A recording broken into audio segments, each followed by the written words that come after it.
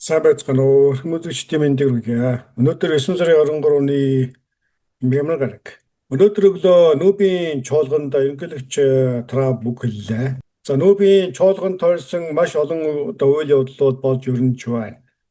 Эдгээрийн гол анхаарал татаж байгаа үйл явдлууд нь мэдээж ерөнхийлөгч Трампын гадаадын төрийн тэргүүнүүдтэй уулзаж байгаа уулзалтууд. Тэд тусмаа Украиний ерөнхийлөгч Зеленский болон за мөн Европын холбооны орнуудын тэргүүнүүд мөн Европын комиссийн дарга зэрэг за сүүлийн үед олонний анхаарал байгаа томоохон албан тушаалтнуудтай уулзаж ярилцлаа. За эдгээр уулзаж ирээнүүдийн үр дүнд хүмүүсийн хүлээж байгаа цорын ганц сэдэв бол яахаггүй Орос Украиныг тойрсон үйл явдлууд.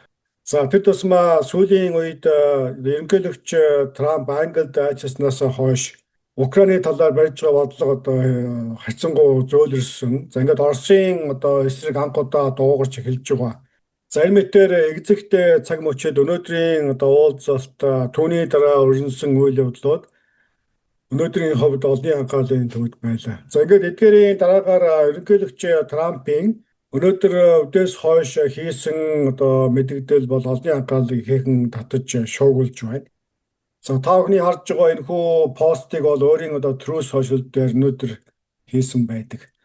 Тиймээс энэхүү постыг утгачлж, орчуулж та бүхэнтэй бас хуваалцъя гэж бодож байна. За Трамп өнөөдөр Нүүбийн чуулганд оролцож ирсний дараагаар мөн Зеленскийтэй уулзсны дараагаар энэхүү мэдээллийг бол хийсэн байна. Трамп хэлэхдээ Орос Украины дайны үнэн бодит төрөх байдал за мөн эдийн засгийн төлөв байдал, Оросын эдийн засаг ямар их хохирол учирч дороодож байгаа зэрэг эдгээр нөхцөл байдлуудын дараагаар дүгнж үзэхэд Европын холбооны дэмжлэгтэйгээр Украины бүх газар нутгийг анхны хэлбэрээр нь буцаан авч ялалт байгуулах боломжтой юм а гэж би бодож байна. За мэдээж цаг хугацаа төвчээр мөн Европын орнууд нэг ялангуяа НАТО-гийн тусламж дэмжлэгийг авснаар анхны дайн эхлэхээс өмнө байсан хэл хязгаарыг сэргээн тогтоох боломжтой ийм боломж байна. Ер нь яагаад болохгүй гэж.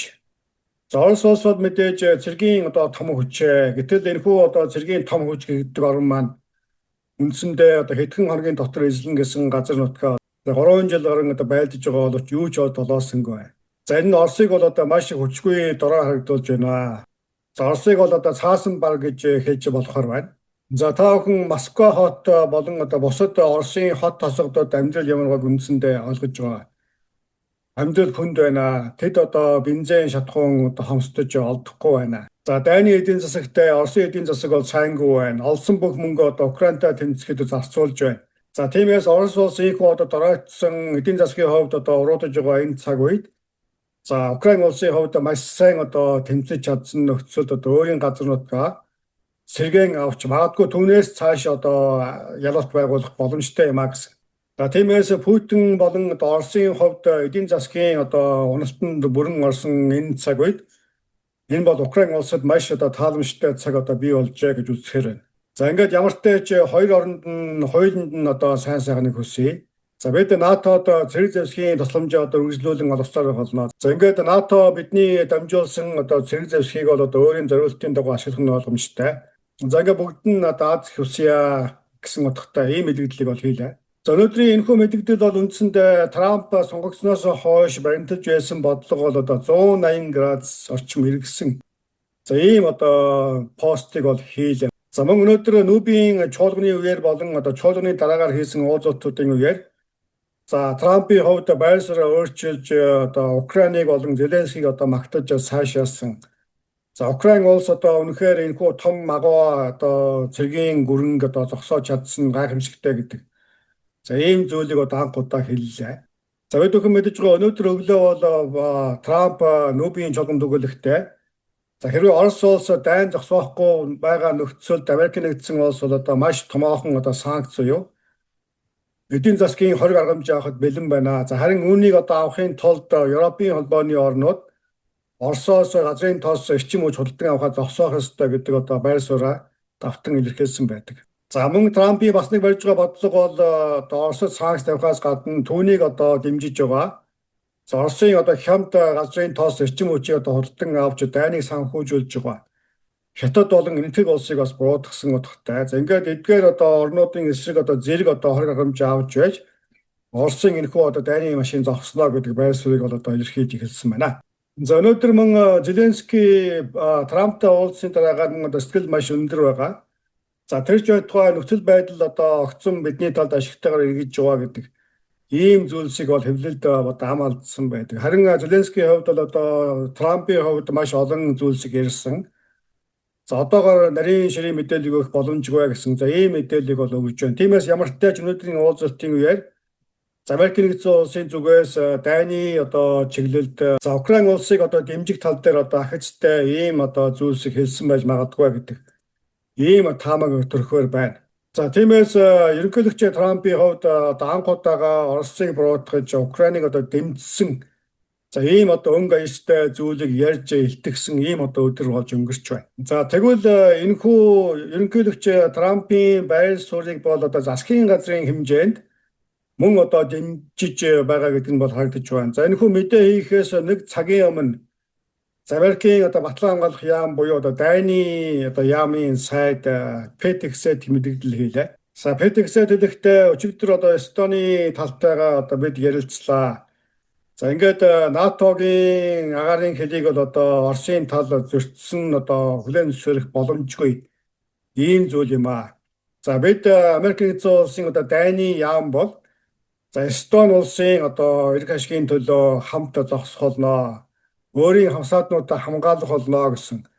За ийм одоо утгатай албан ёсны мэдээллийг бол хийлээ. За тиймээс Трампын засгийн газар бол одоо маш удаан хугацаанд Оросын одоо аяыг харж дайныг зогсоох тактик одоо барьсан боловч за энэхүү тактик үндсэндээ амжилтгүй болсны дараагаар одоо Орос улсыг одоо шахалтанд оруулах. За үүний тулд мэдээж Украин болон одоо Европын холбоо НАТОгийн эслүүдэд дэмжих гэдэг одоо ийм байр суурин дээр нэгдсэн байж магадгүй байна. За тиймээс үүнтэй холбоотой өнөөдөр хэвлэлүүдээр маш олон одоо өнцгөөс ярьж тайлбарласан мэдээ бол гарч байгаа. За ерөнхий болж өрнөж байгаа үйл явдлыг базаж хэлэхэд Америкийн засгийн газар Орос Украины дайныг зохицуулах тал дээр одоо бодлогын одоо өөрчлөлт орж байгаа.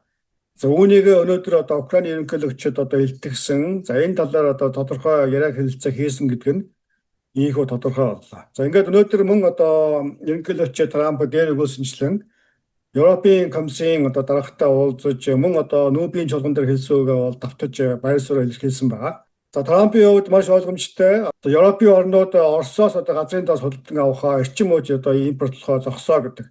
За ийм энгийн шаардлага тавьж байгаа. За ингээд Европын холбоо Оросыг одоо эдийн засгийн хувьд дэмжихгүй болсон цагт Америкийн зүгээс одоо шийдвэртэй хориг хангамж авахд бэлэн гэдгээ бол давтан илэрхийлсэн байна. За та бүхэн харж байна. Европын комиссийн дарга бол одоо Трампын хэлсэн үгтэй одоо бүрэн санаа нийлж байгаа гэдгээ илэрхийлээд Европын орнууд бол Оросын эрчим хүчний импортыг одоо эрс багасгасан байгаа. За харин цаашдаа энэ чиглэлд одоо идэвхтэй ажиллаж байгаа гэдэг ийм зүйлсийг бол ярьж байна. За ийхүү ямар ч тач Трамп Англид айлчилж Английн эзэн хаантай уулзаж ирсний дараагаар за ийхүү Оросын талаар барих бодлого одоо эрс өөрчлөгдөж улмаар одоо Украины талыг дэмжих ийм бодлого цаашдаа хэрэгжих одоо магадгүй ийм дүр зураг өнөөдөр ажиглагдаж байна. За ийхүү өнөөдөр ерөнхийлөгч Трамп одоо 1 сарын 20-нд цагаан ордонд ирснээс хойш ийхүү анх удаа НАТОгийн одоо гишүүн орнуудаа одоо дэмжсэн Украиныг одоо дэмжсэн улмаар Оросын холбооны улсын эсрэг одоо шахалт хийсэн мэдээлэл хийснийг та бүхэнд товчиж хүргье. Околон андуусан үзэгчдтэй баярлалаа. Хэрвээ та бүхэн манай сувгтаа subscribe хийгээгүй үзэж байгаа бол за яг одоо subscribe дарж манай сувгийг дэмжээрэй гэж та бүхнээс хүсэхээр байна. Ингээд дараагийн дугаараар удахгүй бацъя.